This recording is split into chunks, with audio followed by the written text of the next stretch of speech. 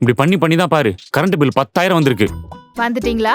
உங்களுக்கும் மின்சாரத்துக்கும் எப்பவும் பிரச்சனை தான். அதுக்கும் இதுக்கும் சம்பந்தம் இல்ல, நாங்க விடியல் காலம்.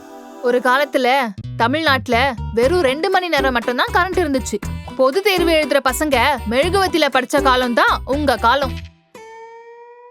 நாங்க வந்தோம், ஹைட்ரோ பவர், சோலார் பவர்னு தமிழ்நாட்டையே மின்மிகை மாநிலமா மாத்துனது நாங்க தான்.